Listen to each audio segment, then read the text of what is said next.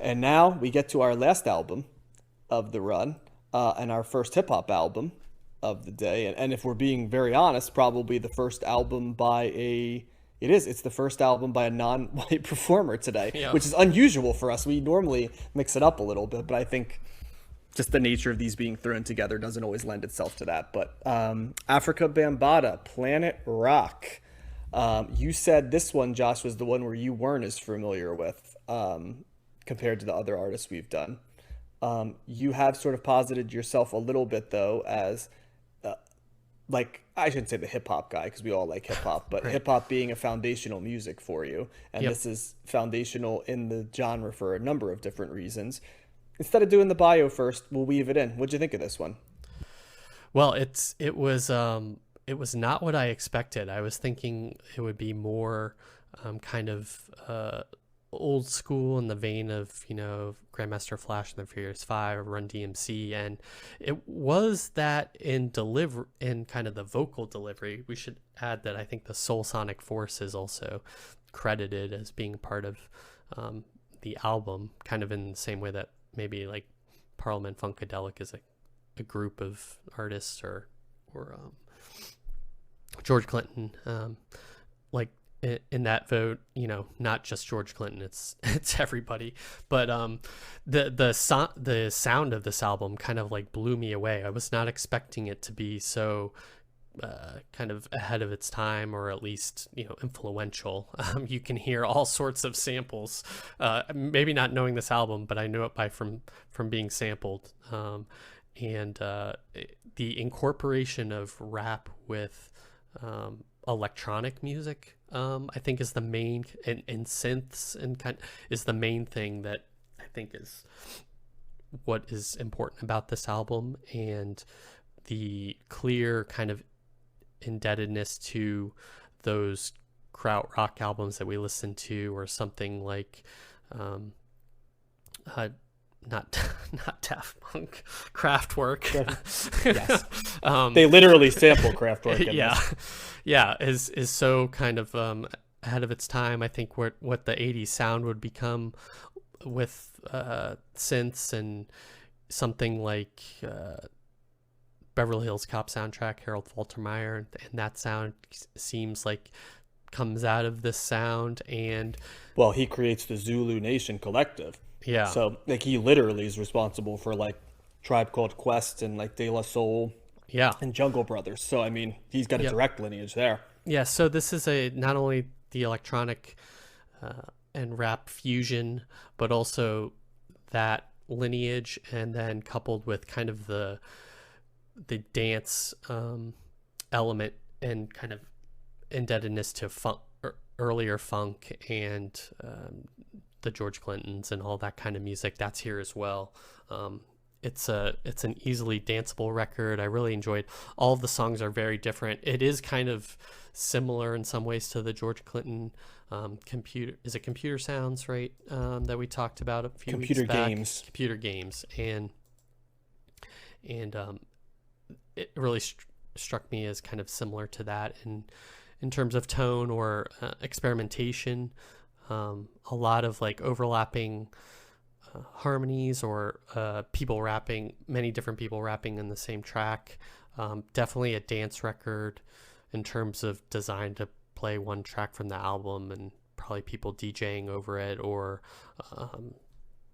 scratching over it, and just the sheer amount of samples, or pieces lifted from it. I really, this is, I think, my album of the week. Yeah, definitely. And every track is different. I just enjoyed kind of the origin. It felt very original to me, even though nowadays it's not original. But I think from this time in the '80s, it definitely was. And it just shows kind of the evolution. We talked about other bands like Beastie Boys kind of taking and changing things up, and the evolution of hip hop throughout the '80s. We've touched on that, and I think this was a key part that was missing, that I really enjoyed listening to. What about you? What did you think of this? Yeah, I was familiar with Planet Rock and I was familiar with Renegades of Funk, both Yep. in this version and the I think Rage Against the Machine covered it on their Renegades album as well. So it's there. But I look at this album as an interesting mix of three things. One is early hip hop, like the going to like a house party and a Yep. DJ playing with just people getting up and freestyle rap. Because this is absolutely a DJ album. Yes. This is not an Yes. MC album. This is a DJ album. The it's kind of funny in this for so long MCs have been what people think of when they think of hip hop, right? But this just is a reminder that for like the first 10 years of hip hop, and they just celebrated what 50 years, I think they said the other day, Yep. was the anniversary. The first 10 years it was a DJ driven sport, and then the rapping was like a novelty over top of it. So like this definitely falls in that level. Number two, this is where I feel like hip hop starts to bring in stuff that's not just disco and funk samples. It starts to look outside of its lane a little bit, even ahead of like what Rick Rubin was doing with rock, right? Yeah. They're doing it with electronic music. And Yep. Good point. it seems very easy to see where hip hop and and this would still be called rap, right? But rap and electronic would be coming together. But once again, you don't know it does till somebody does it, and that was there. I think I read that this was Planet Rock was the first R&B track to use an 808, Okay. which is I mean, so many subgenres of hip hop later have the 808 in it. So I mean, this is where it comes from, right? What's So it? Remind listeners what 808 is. So it's they know. probably it's a specific like synth sound a little bit. I want to do it justice, so when I go back to you, I'll kind of bring up the definition, Yeah. so that I can It's find a drum machine, I think. It's a drum machine, basically, yeah. And it's I think of it as like a synthetic drum sound is kind of Yeah. how I would put it. But I'll find something to give it a little bit better description, more academic, I think, so that listeners may know, because they'll be able to identify the sound right up. But the thing that comes to mind for me that has that sound immediately is sort of like that like Two Live Crew, like Miami bass sound, has that drum sound like all over it. So there's that. And then this is the beginning of that collective that a lot of Africa Bambaataa for me is sort of the legacy of bringing in all the acts that would become like the consciousness hip hop right later, and the collaborations, and so his lasting legacy there. Like a lot of early hip hop, I feel, and especially DJ driven hip hop, it's not as good on record format because the tracks go so long. It's a Yeah. little bit like what we said with disco. It's just sort of like in a dancing format or in a club format, it works because you kind of lose track of time, right? And it's about the groove. But when you're sitting concentrating on an album, sometimes I at least get a little bit more impatient going track to track. Yes. And Yeah, I get tracks, yeah, like a track like Looking for the Perfect Beat at 7:02 was a little long for me. I'd be, living in the DC area, I'd be remiss if I did not mention that go-go pop, right, was one of the earliest statements of go-go music in DC, which is a subgenre that we really aren't going to cover, but within this area, in the DMV area, DC, Maryland, and Virginia, is a huge piece of music, huge genre, and I shouldn't say piece, a huge musical genre. Yep. Along the way, and this is one of the prototypes for it. So I'm kind of in the middle, slight thumbs up, because the grooves are cool, and I like that he's taking chances. I do like hip hop with electronic music. Yep. I think it works in a way that standalone electronic music sometimes doesn't for me. I think the additions of what like hip hop or rap brings into it like elevates it, almost like a spice in a dish along the way. But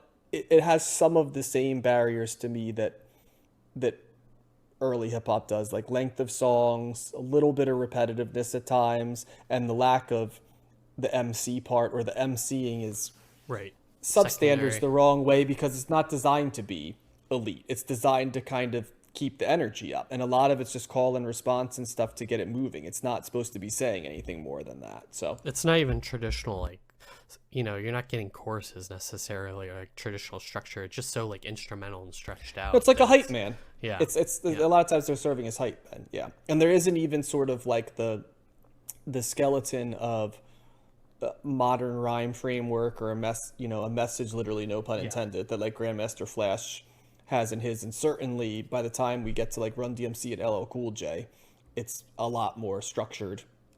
Beastie Boys and stuff, it's a lot more structured lyrically there, and the MC is becoming vital as opposed to just keeping the party going. So so I'd say thumbs in the middle for me on this one, but very important, I think, to hear, both because bits and pieces of what they sampled and also bits and pieces of what was sampled by them come later. So it does close some holes.